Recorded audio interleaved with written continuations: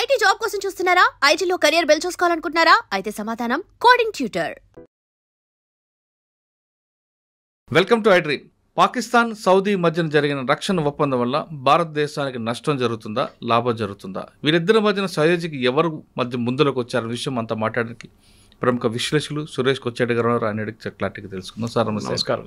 Sir, Pakistan మనకి మధ్యన జరిగిన సింధూర్ ఆపరేషన్ అంతా పక్కకు వచ్చిన తర్వాత ఇప్పుడు సౌదీతో వాళ్ళకు రక్షణ ఒప్పందం జరుగుతుంది. దానివల్ల జరిగే నష్టం మనక వాళ్ళక? ఒకవేళ జరిగిందే ఆల్రెడీ జరిగి ఉంటుంది. జరిగిన తర్వాత మనం దాన్ని ఏ విధంగా కౌంటర్ చేయొచ్చు? First of all sir, Pakistan Saudi Arabia agreement దీనికన్నా ముందు కూడా ఉండే, కొత్త అగ్రిమెంట్ కాదు ఇది. అవునా? చాలామంది కొత్తది అనుకుంటున్నారు. అది మినిస్ట్రీ ఆఫ్ ఎక్స్టర్నల్ అఫేర్స్ కూడా క్లారిఫై చేశారు. అది కాకుండా సౌదీ అరేబియాలో దీనికన్నా ముందు పనిచేసిన అంబాసిడర్లు 2-3 క్లారిఫై చేసి వాళ్ళ దగ్గర ఒప్పందం ఉంది. అంటే ఒప్పందం దేనికి వస్తుందంటే డిఫెన్స్ అగ్రిమెంట్ ఒకటి. అంటే ఈ అగ్రిమెంట్ ఏంటంటే మీరు చెప్తున్నారు ఒక నేటో లాగా ఫార్మాట్ లాగా వీళ్ళు ట్రై చేశారు సార్. ఇజ్రాయెల్ ఖతార్ మీద దాడి చేసిన తర్వాతనే వీళ్ళందరూ లేచి కూర్చున్నారు. వీళ్ళందరికీ ఒకటే భయం ఏంటంటే ఏ రోజు ఇజ్రాయెల్ మా మీద వచ్చి బాంబు పడేస్తారో అని చెప్పి. ఇప్పుడు ఖతార్ మీద ఎంత పెద్ద దాడి జరిగింది సార్. సరే, చనిపోయిన వాళ్ళు చాలా తక్కువ, కానీ దాడికి ఒక మెసేజ్ ఉండే సార్ దాంట్లో. టెర్రరిస్ట్కి మీరు ఎక్కడైనా దాచుకోండి, మిమ్మల్ని వచ్చి కొడతాం. సో ఎవరు చేశారు సార్? ఫస్ట్ అది మనం చేసాం. ఓకే. ఆపరేషన్ సింధూర్లో ఏం చేసాం? మనమే. నువ్వు ఎక్కడైనా దాచుకో, అవును, మిమ్మల్ని వచ్చి కొడతాం. ఇజ్రాయెల్ చేసింది ఏం సార్? అదే చేశారు. అంటే మనం చెప్పింది కూడా మన బోర్డర్లో నిలబడి మీ ప్లేస్లో కొడతాం అని కొడతాం. వాళ్ళేమో లోపల వెళ్ళి కొట్టేసి బయటకు వచ్చేసారు. కానీ సౌదీ అరేబియా దగ్గర తీసుకుందాం సార్ సీన్. వాళ్ళ దగ్గర చాలా మోడర్న్ ఆర్మీ అని ఒకటి ఉంది. అంటే కొట్లాడడానికి కాదు, వాళ్ళ దగ్గర ఆయుధాలు ఉన్నాయి. అది ఎందుకు కొనుక్కుంటారంటే యూఎస్ని హ్యాపీగా పెట్టుకోవాలి. చాలా ప్లేన్స్ తీసుకుంటారు, డబ్బులు విపరీతంగా ఉంటారు. ప్లేన్లు తీసుకుంటారు, ఆయుధాలు కొనుక్కుంటారు. ఎక్కడ వాడుకుంటారు సార్ వీళ్ళు? హూతీల మీద వాడుకున్నారు దీనికన్నా ముందు. హూతీలు దాడి చేసినప్పుడు సౌదీ అరేబియా రిటర్న్ దాడి చేశారు. ఈ ఒప్పందం చేసి 2 రోజుల ముందు, నాకు ఆ వీడియో వెరాసిటీ ఎగ్జాక్ట్లీ తెలియదు సార్, కానీ పాకిస్తాన్ నుంచి 2000 మంది సోల్జర్స్ ఎయిర్పోర్ట్లో దిగుతున్న వీడియో ఒకటి బయటకు వచ్చింది సౌదీ అరేబియాలో, రియాద్లో. అది కొత్త వీడియోనా పాత వీడియో అని తెలియదు, కానీ న్యూస్ ఏముండే అంటే పాకిస్తాన్ వాళ్ళ సోల్జర్స్ని సౌదీ అరేబియాకి పంపిస్తున్నారు హూతీలతో కొట్లాడడానికి, పోరాటం చేయడానికి. అది ఎప్పుడో పోరాటం కదా, దానికి మళ్ళీ ఇప్పుడు మద్దతు ఇస్తున్నారు. అది సో ఈ లాస్ట్ 2 సంవత్సరాలు 3 సంవత్సరాలు హూతీలు సౌదీ అరేబియా మీద దాడి చేయలేదు. అవును, కానీ వాళ్ళిద్దరి మధ్య విభేదాలు ఎప్పటి నుంచి ఉన్నాయి? అది న్యాచురల్. ఎందుకంటే సనా అక్కడున్న యమనీస్ గవర్నమెంట్, లీగల్ గవర్నమెంట్ ఒకటి, ఇల్లీగల్ గవర్నమెంట్ ఒకటి, రెండునే అక్కడ. క్యాపిటల్ సనా ఒక చేతిలో ఉంది, ఇంకా మిగతా ఏరియాలు ఇంకోటి చేతిలో. వీళ్ళేమో మెయిన్లీ ఇప్పుడు షిప్పింగ్ మీద దాడి చేస్తున్నారు. అక్కడి నుంచి వెళ్ళే షిప్స్ మీద దాడి చేస్తున్నారు. Israel affiliated, US affiliated ship మీద దాడి చేస్తున్నారు. పాకిస్తాన్కి భయం ఏంటంటే ఇదే దాడి, ఏది ఇజ్రాయెల్ చేసిన దాడి మా మీద కూడా ఒకరోజు జరగవచ్చు. ఇప్పుడు మొన్న స్టేట్మెంట్ ఇష్యూ చేసిన చూసారు మీరు, షబాజ్ షరీఫ్ ఏం చెప్పారు? మా దగ్గర ఉన్న న్యూక్లియర్ అసెట్స్ కూడా కావాలంటే సౌదీ అరేబియాకి ఇచ్చేద్దాం. అవును, ఇది చాక్లెట్ పంచిపెట్టడం కాదు సార్. న్యూక్లియర్ అసెట్స్ అనేది ఫస్ట్ ఆఫ్ ఆల్ అసెంబుల్ స్టేట్లో ఎప్పుడు ఉండవు. దాని లాంచ్ వెహికల్ ఒకటి ఉంటుంది, దాని మిసైల్ ఉంటుంది, దానికి ఉన్న మెయిన్ బాంబ్ ఒకటి ఉంటుంది, అది అసెంబుల్ చేయాల్సి వస్తుంది. దాన్ని సపరేట్గా పెడతాయి, ఎందుకంటే ఎప్పుడైనా యాక్సిడెంట్ డెటోనేట్ అయితే పెద్ద ఇష్యూ అయిపోతుంది, మొత్తం రాజ్యం ఖాళీ అయిపోతుంది రాత్రికి రాత్రి. సో ఎప్పుడైనా డిసెంబుల్ చేసి పెడతారు. పాకిస్తాన్ ఇప్పుడు చేస్తున్న ఇంగ్లీష్లో అంటారు పాస్చరింగ్ అంటారు. అంటే మా దగ్గర చూడు బాంబు ఉంది, మేము కొడతాం మిమ్మల్ని అని. మోదీ గారు దీన్ని న్యూక్లియర్ బ్లఫ్ అన్నారు ఒకసారి ఆపరేషన్ సింధూర్ టైంలో. నా దగ్గర ఉంది అని చెప్తే వెళ్ళి కొట్టాము. దాని తర్వాత నేను చెప్పట్లేదు, ఇప్పుడు నా దగ్గర ఉంది అని ఇప్పుడు మాట్లాడలేదు. కైరానా హిల్స్లో ఏం జరిగింది ఎవరికి తెలియదు. కానీ ఒప్పందం ఎందుకు? సౌదీ అరేబియా ఎంత ఫాస్ట్గా వెళ్ళేందుకు ఒప్పందం చేస్తున్నారు పాకిస్తాన్తో. సో 2 రోజుల తర్వాత న్యూస్ వచ్చింది, పాకిస్తాన్లో ఉన్న రేర్ ఎర్త్ మినరల్స్, మన అందరికీ తెలుసు, కోబాల్ట్ కానీ, జింక్ కానీ, టంగ్స్టన్ కానీ, పెలడియం కానీ, పాకిస్తాన్లో ఖైబూర్ పఖ్తూన్వా ఏరియాలో ఉంది చాలా మటుకు. బలూచిస్తాన్ ప్రావిన్స్లో కూడా ఉంది. ఇప్పుడు చూడండి, నిన్న ఖైబూర్ పఖ్తూన్వా మీద దాడి చేశారు పాకిస్తాన్ ఎయిర్ ఫోర్స్, 32 మంది చనిపోయారు. ఎందుకు చేశారు సార్? ఇవాళ దాకా బలూచిస్తాన్ మీద దాడి చేశారు, కానీ ఖైబూర్ పఖ్తూన్వా మీద ఎప్పుడు దాడి చేయలేదు. చేశారు, చిన్న ఆపరేషన్స్ ఉండే, కానీ మేజర్ ఆపరేషన్ ఎప్పుడు జరగట్లేదు.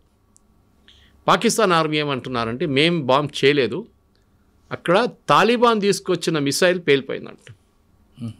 తాలిబాన్ ఎక్కడి నుంచి వస్తారు సార్? ఆఫ్ఘనిస్తాన్ నుంచి, కాబూల్. అంటే ఇప్పుడు పాకిస్తాన్కి 2 ఫ్రంట్ వార్ వచ్చేస్తుంది. ఇప్పుడు ఒకటి వైపు భారతదేశం, ఇంకోటి వైపు ఆఫ్ఘనిస్తాన్ నుంచి తాలిబాన్ కొట్టడం దానికి తెహ్రీకే తాలిబాన్ వాళ్ళు ఆల్రెడీ ఉన్నారు అక్కడ, వాళ్ళు కొడుతున్నారు రెగ్యులర్గా. సార్ వాళ్ళతో పాటు బలుస్తాన్ కూడా ఎప్పుడు పక్కల బల్లిలో ఉంది కదా వాళ్ళది. దానికోసం చూడండి సార్, యుఎస్ శాంక్షన్స్ లిస్ట్ ఇన్ని రోజులు పెట్టకుండా ఇప్పుడు పెట్టారు. బలూచిస్ని శాంక్షన్స్ లిస్ట్లో పెట్టారు, టెర్రర్ ఆర్గనైజేషన్ అని చెప్పి. 3 రోజుల ముందు యూరోపియన్ యూనియన్ చేసి ఇన్ని రోజులు చేయలేదు సార్. ఎప్పటి నుంచో బలూచిస్తాన్ మూవ్మెంట్ నడుస్తుంది అక్కడ. ఎప్పటి నుంచో అక్కడ జాఫర్ ఎక్స్ప్రెస్ మీద బాంబు దాడి చేసి చాలామంది పాకిస్తాన్ సోల్జర్స్ చంపారు. అప్పుడు ఏం లేని ప్రశ్నకి ఇప్పుడు ఎట్లా వచ్చింది? సో సౌదీ అరేబియా డీల్ మనం భయపడక్కర్లేదు. It's more of optics. ఎందుకంటే సౌదీ అరేబియా రెగ్యులర్ ఆర్మీ లేదు, వాళ్ళ దగ్గర ఉన్నంత హైర్డ్ ఆర్మీ చాలా మటుకు. అంటే వాళ్ళు ప్రొఫెషనల్గా అప్పుడు యూరోపియన్లో మనం ఒక యూకే ఆర్మీ తీసుకుందాం, లేకుంటే మనం ఈవెన్ రష్యన్ ఆర్మీ తీసుకుందాం, ఎంతైనా కానీ ఇంత ధ్వంసం జరిగినా కానీ భారతదేశ ఆర్మీ తీసుకుందాం, మనం ట్రైన్డ్ ఆర్మీ మనది. Even Pakistan for that matter. Saudi Arabia దగ్గర అది లేదు సార్. సౌదీ అరేబియా క్యాల్కులేషన్ అంటే రేపు ఇజ్రాయెల్ మా మీద దాడి చేస్తే మమ్మల్ని ఎవరు రక్షిస్తారు? దే షుడ్ బి సంబడి కదా.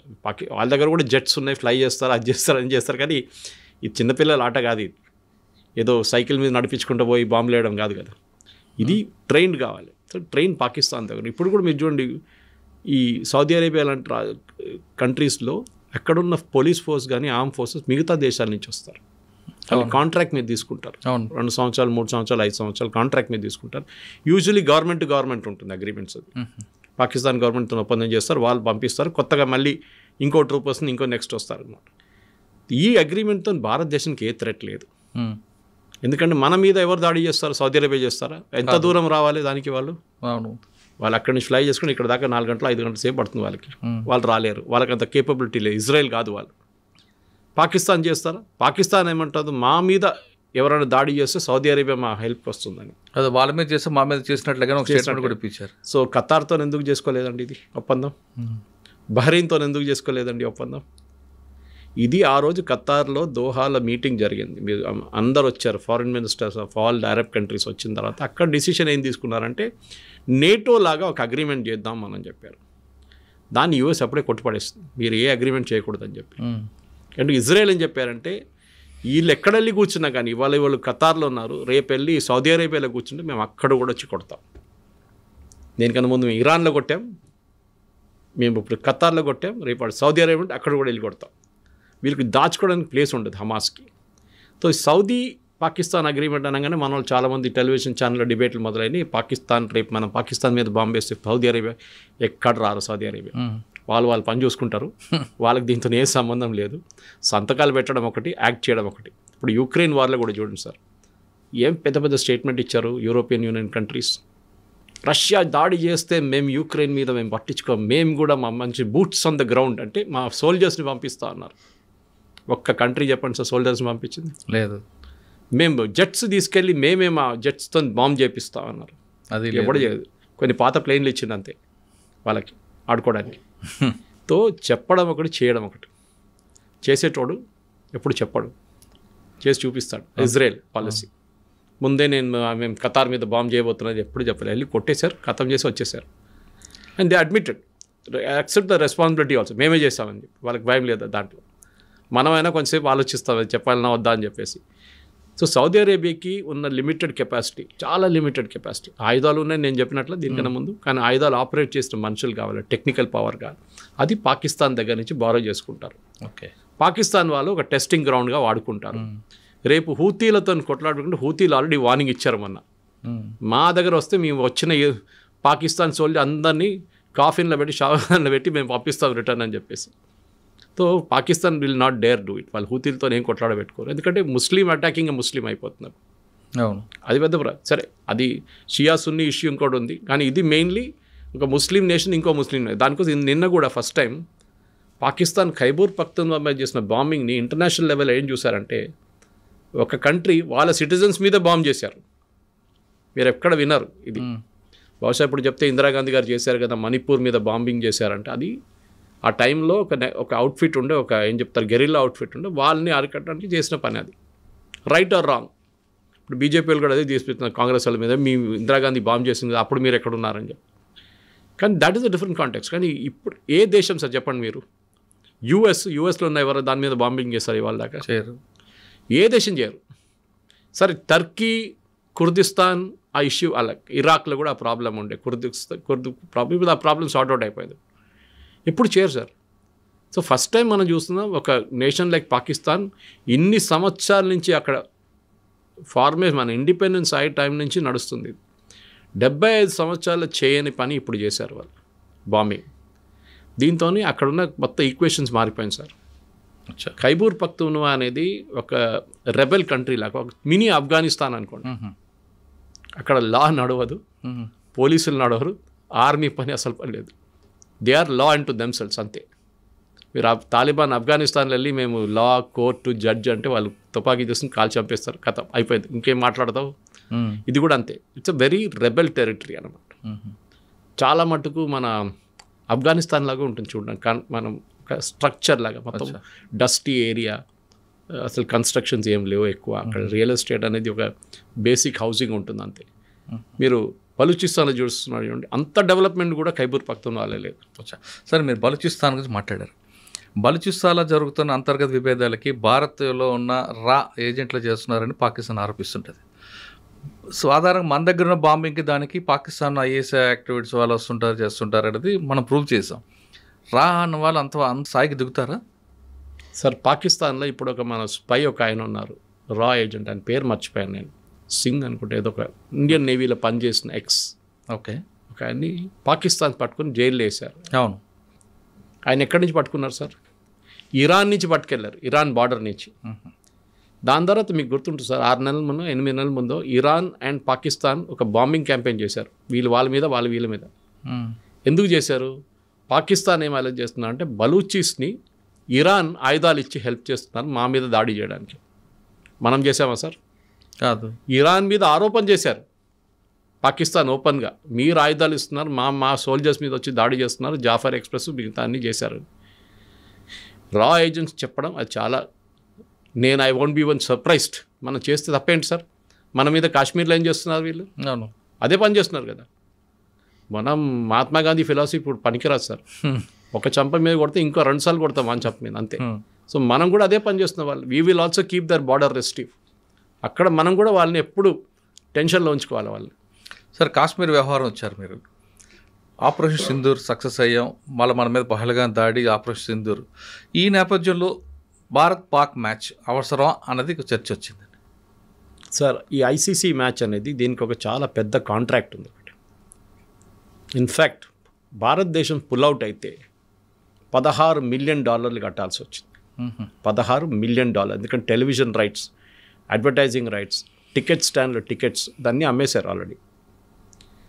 కరెక్ట్, మీరు అడిగిన ప్రశ్నకి ఆడాలన్నా వద్దా అనేది ఇప్పుడు ఆలోచించండి. భారత్ బాయ్కాట్ చేస్తుంది అనుకోండి, $16 ఏమవుతుంది సార్? నష్టం జరుగుతుంది. నష్టం పోతే అది కూడా మనం కట్టేస్తాం. 16 మిలియన్ డీసీసీకి చిన్న అమౌంట్. కానీ అది కాదు ఇంపార్టెంట్. మనం పాకిస్తాన్ని ఓడించలేమని చెప్పి మనం పారిపోయామని చెప్పి పాకిస్తాన్ ఒక స్టోరీ తీసుకొస్తాం. కానీ ఆ స్టోరీ తీసుకొస్తారు కరెక్టే, కానీ వాళ్ళకు కవ్వింపు చర్యలు మాత్రం ఉన్నాయి కదా. సెకండ్ ఇవ్వకుండా వెళ్ళడం ఒకటి, బ్యాట్ పట్టుకొని వెపన్ లాగా చూపించడంతో పాకిస్తాన్ ఏంటంటే సెల్ఫ్ గోల్ కొట్టుకున్నారు. అది 6 చూపించాడు బౌండరీ దగ్గర. సో పాకిస్తాన్ ఓడిపోయారు, షేక్ హ్యాండ్ చేయలేదు ఫస్ట్ టైం. తో ఏమందరూ అనుకున్నారు సెకండ్ టైం షేక్ హ్యాండ్ చేస్తారో బహుశా, సెకండ్ టైం కూడా చేయలేదు. సి లాంగ్వేజ్, మనం పాకిస్తాన్ని ఒక కబడ్డీ మ్యాచ్లో ఓడిపిస్తే కూడా అది మ్యాచ్, అది మనకు చాలా ఇంపార్టెంట్. పాకిస్తాన్ని ఏ గేమ్లో అయినా ఓడిపోయారు, కానీ వాళ్ళ బాడీ లాంగ్వేజ్ డిఫరెంట్ చూపిస్తున్నారు కదండి. వాళ్ళు చూపించండి, ఓడిపోతున్నాడు ఏదైనా చేస్తాడు, ఓడిపోతున్నాడు ఏ బాడీ లాంగ్వేజ్ అని చూపిస్తాడులే. కానీ వాళ్ళు గెలిచారా? గెలవలేదు కదా. We have proved a point on the field. వాళ్ళు ఓడించి ఒకసారి కదా 2 సార్లు ఓడించాం. That is the most important thing. నేను కూడా నేను యాక్చువల్లీ 2 మ్యాచ్లు చూడలేదు సార్. నేను చూడలేదు, ఎందుకంటే నాకు ఒక ప్రాబ్లం ఉంది. నాకు ఇండియా పాకిస్తాన్ మ్యాచ్ ఎప్పుడైనా ఉన్నప్పుడు నేను చూస్తే ఇండియా ఓడిపోతారు. సో నేను ఎప్పుడు చూడబెట్టుందా, చాలా తక్కువ ఇండియా ఓడిపోయింది. ఎందుకంటే ఇప్పుడు దాకా ఇండియా పాకిస్తాన్ రేషియోలో మోస్ట్ ఆఫ్ టైం ఇండియా గెలిచారు ఇప్పుడు. కానీ నాకు సైకలాజికల్గా ఉంటుంది అది ఇండియా పాకిస్తాన్ కాదు, ఏదైనా మ్యాచ్లో. సో నేను లాస్ట్లో ఇండియా గెలుస్తున్నారని చెప్పితే అప్పుడు వెళ్ళి లాస్ట్ 3 ఓవర్లు చూస్తాను నేను, అంతే. సో ఎనీవే, ఈ మ్యాచ్ ఆడడంలో నా ఒపీనియన్ ప్రకారం మంచి పని చేశారు. ఎందుకంటే మనం అక్కడి నుంచి జరిగిపోయి ఉంటే పాకిస్తాన్లో క్యాంపెయిన్ ఏముంటుంటే, చూడండి భయపడ్డారు, ఆపరేషన్ సింధూర్లో మేము 6 ప్లేన్లు కొట్టేసాం, చూడండి భారతదేశం మాతో ఆడడానికి భయపడుతున్నారు ఇప్పుడు. కానీ మనం గెలిచి చూపించాం వాళ్ళకి. పాకిస్తాన్ కూడా బాయ్కాట్ చేస్తా అన్నారు కదా సార్, షేక్ హ్యాండ్ చేయకపోతే ఫస్ట్ మ్యాచ్ తర్వాత. థర్డ్ ఎంపైర్ తీసేమని చెప్పారు కదా మ్యాచ్ రెఫరీని, చేశారా? లేదు. మర్యాదగా వచ్చారు. కొంచెం మ్యాచ్ డిలే చేశారు, గంట సేపు అంతా డిలే చేశారు. రిటర్న్ వచ్చారు కదా, మళ్ళీ లైన్కి వచ్చేసారు. సో ఐ థింక్ ఒక డిప్లొమాటిక్ లెవెల్ చూస్తే ఇంకోటి, స్పోర్టింగ్ లెవెల్ చూస్తే ఇంకోటి, కమర్షియల్ డీల్లో చూస్తే ఇంకోటి. సరే, మనం ఇప్పుడు దుబాయ్లో ఆడుతున్నాం. ఎందుకు దుబాయ్లో ఆడుతున్నాం? ఢిల్లీలో ఆడొచ్చు కదా సార్. ఇదే మ్యాచ్ ఢిల్లీలో జరిగితే పాకిస్తాన్ వస్తారా సార్? దుబాయ్లో ఎందుకు ఆడే ముందు మనం షార్జాలో ఆడుతున్నాం, మీకు గుర్తుండి. ఇప్పుడు కాదు, దీనికన్నా ముందు Sharjah was a common ground. Sharjah cup కూడా ఉంది కదా. Sharjah was common. ఎందుకు షార్జాకి వెళ్ళాం మనం? ఎందుకంటే పాకిస్తాన్ ఇండియాకి రావడానికి భయపడతారు. సో ఇప్పుడు మనం ఆ మ్యాచ్ మంచిది అంటారు. We have buried the ghost అంటాం ఇంగ్లీష్లో. అక్కడ అయిపోయింది, మనం అక్కడ దఫనా చేసేసాం కంప్లీట్గా. ఇప్పుడు వాళ్ళే కొట్టుకుంటున్నారు. ఇప్పుడు వాళ్ళ కామెంటేటర్ వసీం అక్రమ్ కానీ మిగతా వాళ్ళు తిట్టుకుంటున్నారు పాకిస్తాన్ టీం. ఏంట్రా ఇది, ఒకసారి ఓడిపోయారు, 2 సార్లు ఓడిపోయి, ఎందుకుంటున్నారు మీరు అని చెప్పేసి. చిన్న టోటల్ కాదు, సెకండ్ టైం మనం క్రాస్ చేస్తుంది. 171 is not a small total. I think highest, చేసింగ్లో India highest in Asia Cup. Okay. So politics పక్కన పెట్టాలి సార్ ఎప్పుడు స్పోర్ట్స్లో. సరే, ఎమోషనల్గా కరెక్ట్, పహల్గామ్ జరిగింది, ఆపరేషన్ సింధూర్ చేసాం, కానీ మనం బాయ్కాట్ చేస్తే what message does it send out అనేది మనం చూడాలి. మనకేమైనా బెనిఫిట్ వస్తుందా? ఏం రాదు, ఉన్నది నష్టమే. ఆడడం బెటర్, ఆడి చూపించి వాళ్ళని ఓడిపించాలి. అది చేసాం మనం.